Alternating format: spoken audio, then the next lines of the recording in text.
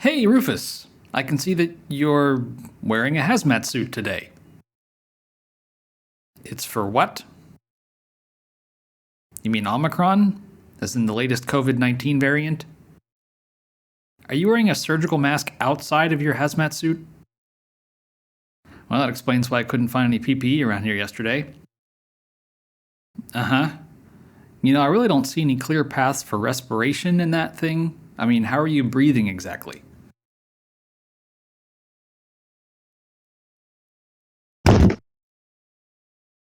Right. Well, you bring up an interesting point, Rufus. So let's talk about the Greek alphabet today, since the Rho and Sigma variants are probably not far behind us. Blackboard! First of all, the Greek alphabet only has 24 letters, whereas the Roman alphabet that we use in English has 26. You might be asking which two letters are missing, but that assumes that the other 24 letters are the same, which they are not. You won't find the letters C, J, H, Q, or W in the Greek alphabet, for example, and the Greek alphabet has several letters for which there isn't an equivalent Roman letter. Let's take a closer look so you can properly identify which COVID-19 variant will eventually kill you, starting with Alpha. Alpha should look very familiar, both in its capital and lowercase forms. In Greek, it's just a vowel sound, similar to the letter A in English. Next comes Beta if you're an American English speaker, or Beta if you're some kind of British. The capital letter is the same as the Roman alphabet, although the lowercase version is different. The lowercase one looks a little bit like the German letter double S, although the two symbols aren't historically related. Beta just makes a B sound in Greek, same as it does in English. Next is not C, but Gamma, which might look weird to you in both its capital and lowercase forms, especially the lowercase version, which looks like, but is very much not, the Roman letter Y. As the name Gamma suggests, this letter makes a hard G sound, G. Then comes Delta, which we all fondly remember as one of the first named COVID-19 variants. The capital letter gets used in math and science to represent change, among other things, though you may not be as familiar with the lowercase version, which looks like a fancier Roman lowercase d. Delta makes a D sound, though, just as in English. Next comes Epsilon. The word epsilon actually means simple E plus psilon in Greek. It's called simple because the Greeks got this letter from the earlier Phoenician letter he, which represented an aspirated H sound. Eventually, this sound lost its aspiration in Greek, and so it became known as simple, or unaspirated E. It makes a short E sound, eh. Next is, perhaps surprisingly, Zeta, or Zeta in UK pronunciation. Note that I did not give Z as an alternate pronunciation, as Z only refers to the last letter of the Roman alphabet, not to this Greek letter, even though the capital versions look the same and the word Z actually comes from the Greek word zeta. Got it? Anyway, the ancient Greeks either pronounced this like the ZD in Mazda or like the DZ in ads. There isn't a scholarly consensus on which one of those it was. In modern Greek, it's the same Z sound as in English. And now on to Eta, also sometimes pronounced Eta. You may remember a minute ago I said the Greek alphabet doesn't have the letter H, even though capital Eta is quite clearly the letter H, so let me explain. Both the Roman letter H and the Greek Eta derive from the same source, the Phoenician letter het, which was a consonant representing the aspirated H sound we have in English words like have. The Greek letter was originally called heta, with an H sound at the beginning. In some dialects of ancient Greek, however, the letter also began to represent a new long vowel sound, and so for a time there were two different versions of the letter, for the consonant and for the vowel. The city of Athens adopted the vowel-only usage of the letter in the 5th century BCE, which quickly became the standard. In classical Greek, to indicate an H sound at the beginning of a word, a rough breathing mark appears either before or on top of the vowel. Modern Greek doesn't have an H sound at all, so even though the capital Eta looks like an H, it isn't. It's a vowel, like the E in eta. Next is Theta, or Theta if you're in the UK. The lowercase version of the letter probably looks familiar from math, whereas you may have only seen the capital version plastered on the side of a frat house.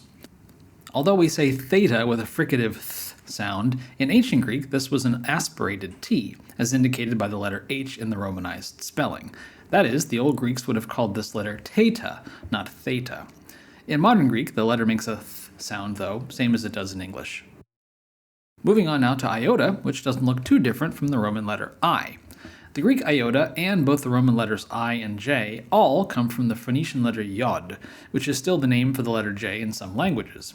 In ancient Greek, this vowel had both long and short pronunciations, but in modern Greek it's just the long E sound.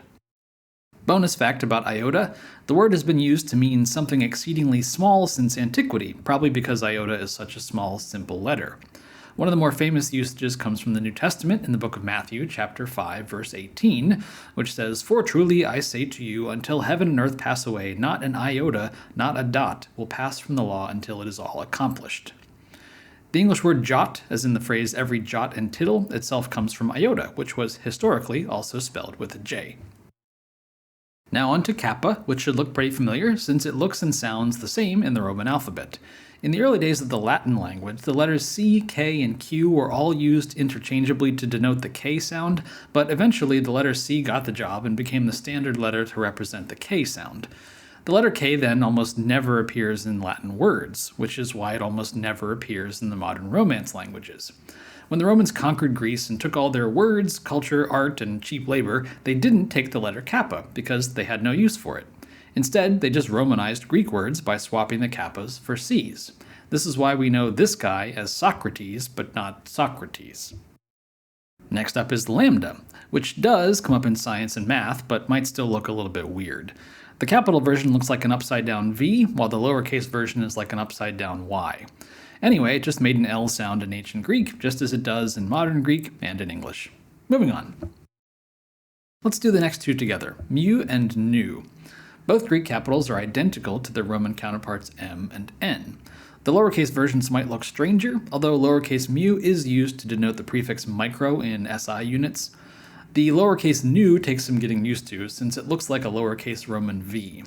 These letters make the same sounds in Greek and in English, so there's really not much more to say here. Next.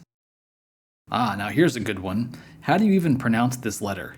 In English, we spell it xi, and we call it xi or xi, though the ancient and modern Greeks call it xi. It represents the sounds k and s together, the sound that we generally represent in English with the letter x. This gets even more confusing as the Greek alphabet also has a letter that looks like x but makes a different sound. You may be wondering why we haven't had a COVID-19 variant with this letter, since we haven't gotten to Omicron yet. According to the WHO, Xi was skipped because its spelling, XI, is a common Chinese last name. I suppose that's fair, although it would have been fun to have a variant that appeared to be named after the leader of the Chinese Communist Party. And now to Omicron, the letter that Rufus couldn't remember before he asphyxiated on his own hubris. This letter has several different pronunciations in both US and UK English. Americans say Omicron and Omicron, while the Brits say Omicron in addition to Omicron, so all those are fine. It's easier to remember if you know what the name of the letter means. Omicron, little o.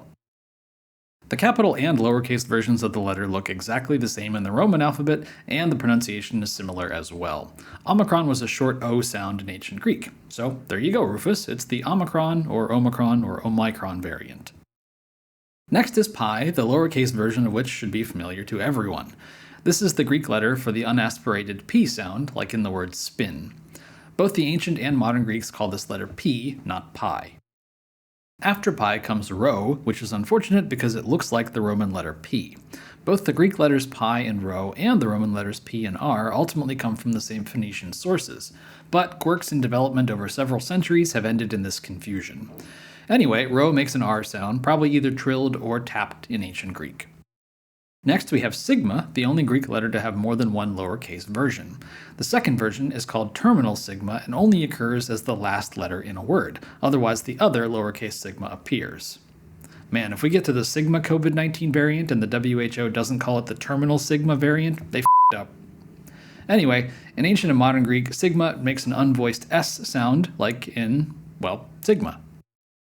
Next is tau, which looks pretty similar to the capital and lowercase Roman letter T. It also represents the same sound in ancient and modern Greek as in English, like the T in tau.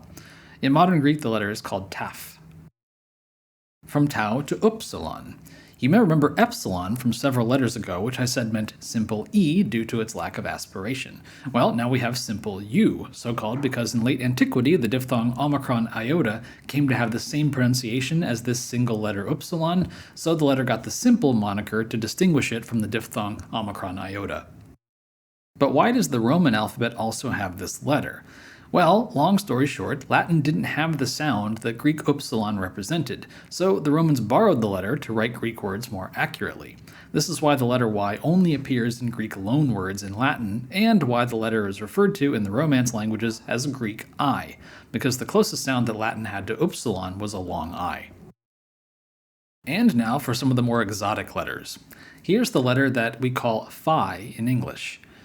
The lowercase version gets used quite extensively in science and math, but the capital letter is probably another that you'll only see on frat houses. Modern Greeks call this letter phi, but to the ancients, this letter was very different. Phi was an aspirated version of pi, that is, a p sound with an extra puff of air, like theta before. We actually have this distinction in English. Put the palm of your hand close to your mouth and then say pin and spin. Notice that you feel a strong puff of air when you say pin, but not so much when you say spin. That puffy P at the beginning of pin is how the ancient Greeks said this letter, whereas pi was more like the P in spin. That's what the H indicated when the Romans wrote this letter as PH in Latin, P plus a puff of air, H. Consequently, any English word that has PH representing one sound is almost certainly a word of Greek origin, like philosophy, which in ancient Greek was philosophia. And now for some more confusion. I mentioned before that Greek has a letter that looks like our letter X but isn't, and here it is. In English, we call this letter chi, but again, the spelling gives a clue to how the ancients pronounced this letter, C-H-I. Just like phi before, the H indicates that this letter is also an aspirate, in this case a K sound with a puff of air. You can still try the palm trick if you want, but in English the aspiration effect isn't quite as pronounced with initial K sounds as it is with P sounds. The penultimate Greek letter looks kind of like a trident. In English, we call this letter psi, although the ancient Greeks called it psi. In both ancient and modern Greek, it represents the sounds P and S, like in the word lapse. This is the letter that gets transliterated as PS in English words like psychology or pseudonym. And lastly, but not leastly, we have omega, the second Greek letter for O. You probably recognize the capital letter as the symbol for ohms, an SI measure of electrical resistance, but maybe not the squiggly lowercase version so much.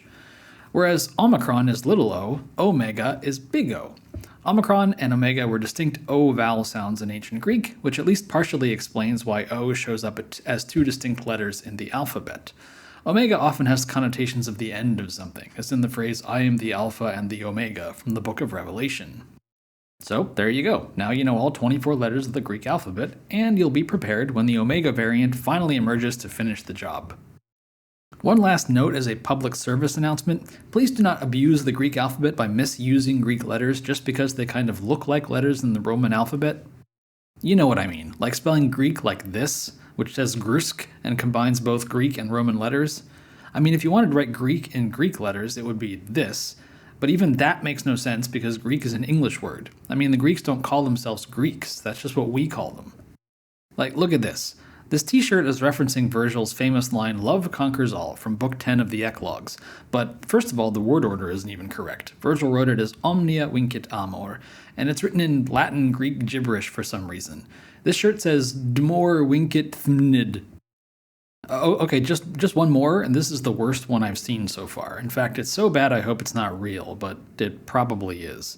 So this is obviously supposed to be Julius Caesar's famous line, I came, I saw, I conquered, veni, vidi, vici, in his actual words, but it's written in this garbled fake Greek nonsense, so that what it actually says is this. And then it has what I assume is a date of May 2nd, 2003, but that's not how the Romans wrote dates, so it's just the perfectly worst thing I've ever seen in my life. Honestly, free advice from a classicist, if you're thinking of tattooing yourself with something in Greek or Latin, don't. Seriously. There's like a 4% chance of you not embarrassing yourself. Do it for Rufus, the first person in the world to die from the terminal Sigma COVID-19 variant. Okay, well, I guess I should see if I can salvage any of those surgical masks. See you next time.